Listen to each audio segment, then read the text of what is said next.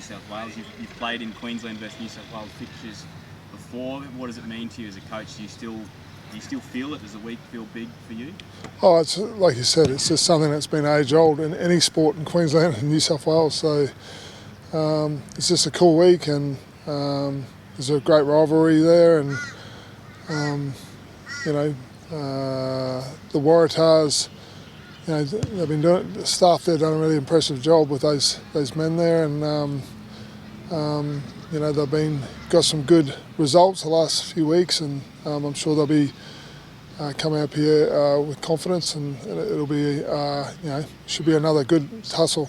There's an instinctive hatred that comes out with these games, even though people might not genuinely hate each other. It's just when it comes to game time, you experienced it. Does it bubble a little bit still? Do you still see that blue jersey and get a bit of that like red flag to bull type stuff? I guess I'm an old man now. I'm probably a bit more placid these days. But yeah, they get out there, and it's a competitive Super Rugby game. This is an important game for us, important game for them. Plus Queensland versus New South Wales on top of that. So, you'd hope that there's good support there for us. We're at home this time, and the guys are excited about being home. And we've had quite a few away games early in the season, so we're looking forward to it. Can you describe your emotion around the whole Tupou circus this week? Yeah. Sum that up. Yeah, I probably had words that I was going to say if it had gone through. I would have been really unhappy about that. But yeah, it's good that common sense prevailed, and there's a good result there with Tanyella. But yeah, if you're going to make rulings around that sort of thing, and we need to change the name of the game and call it something else or do something else, because that was a very good clean out. And I thought Hunter did a really good tackle in the force game as well. So there's a physicality that's involved, that people enjoy, and players enjoy. And you don't want to lose that. So, 140 plus kilo guy cleans out another guy. That's part of what the fans enjoy seeing, So, so a good result happening here and there, and we move along. Was there, you've sort of been able to vent, I guess, and get that out of your system, but you still go into this weekend keen to rip in after the frustrating loss to the Brumbies? Is there a bit of emotion there for the boys to get out of their system? You sort of, on your Monday, you bring that together, and you sort of review that game, almost dump it, and then you start. It's an important. This isn't the thing that's different this year, mate. Even though it doesn't feel like it, this is not AU. This is Trans-Tasman. Everyone needs to be aware of that. So it's all well and good. We're playing each other, and you can see the ladder the way it is, and that. There's a lot of games to go against good opponents, and the Waratahs are what's in front of us, and they're a tough opponent, and there's that rivalry and heritage round and all that sort of stuff. But number one, this is a game we want to win, and so will they. And there's this competition. It's got a long way to go, and there's other opponents coming up. So. You always said, like last year, that great winning AU, but you want to be competitive and beating Kiwi sides. Jock kind of said at the beginning of this year that in hindsight they probably got a bit distracted, wasn't the word he used, but for lack of a better word, after winning AU, they're sort of like, oh, we've done that, we've reached that mountain. They probably didn't recalibrate well for the Trans-Tasman. Because it's one season now, do you think your guys are managing that, preparing for those games and talking around as just beating the Aussies and stuff isn't the thing we've got to deal with is who's in front of us. If you worry too much about what's to come, but yeah, we're aware of what the competition is, and they're a good opponent. To be fair to the players last year, that was probably the premier goal was to win AU, because we needed something. Been a tough journey for this club for the last few years, and we needed to have something. And then those Kiwi games came along, and it was went to a different level. So this year there's this competition, and first job like last year with AU. it was to try and make, we want to be in the finals, and then in finals it's a new competition. You want to, hopefully go all the way. So, ideally you're playing each other as far as Trans-Tasman throughout the comp.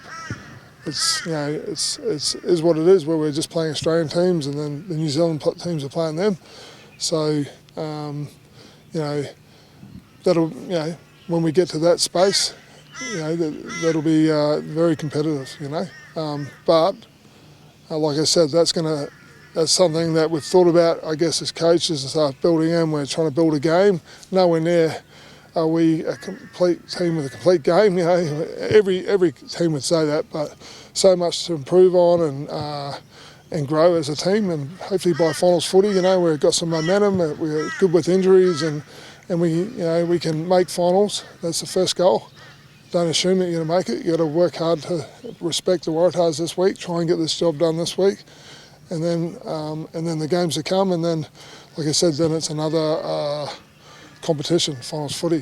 So, but yeah, the big thing is this week is being at home, playing the Waratahs. Like we've all said, great rivalry, probably over 100 and something years, and Darren Coleman's done a wonderful job there with his staff, with the fight that those lads are showing in the blue jersey, and their game's growing, and they're going to be a tough, opposition, and which I guess you want, and we're looking forward to it. We've got a couple of young, really experienced halves coming in. Can you put on a bit of heat, do you think? You're trying to put pressure, I guess, in different areas across the game.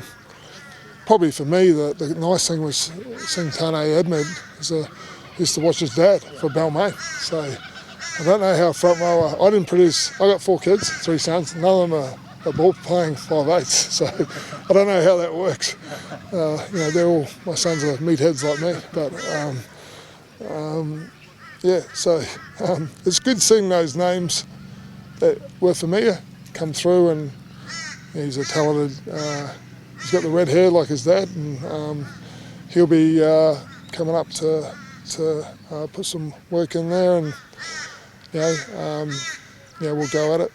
You mentioned Coleman before. He's not travelling because of the COVID situation. You missed that trial because of COVID. From a coaching perspective, is that much of a distraction or a hindrance, or is it quite manageable these days with things like technology and stuff like that? Yeah, technology can be there, but it's nothing like being there. And it's a long old week. The wife gets the tray, just slips it into your room. What have I got today? Just the dog hanging out with me. It's a long old week, the old COVID week. So. How much of a disruption would it be from a prep point of view with having that pivotal figure pulled out? That's not ideal, but you work as a team, and we didn't, I guess, blink when I was out. We've had our team manager away, our general manager, I think. Our chief of media was the same week as I was, so we both have a. You know what men are like when we get crook, we're pathetic, aren't we? We have a little cry and sook. So, but this team with COVID's been around for a couple of years.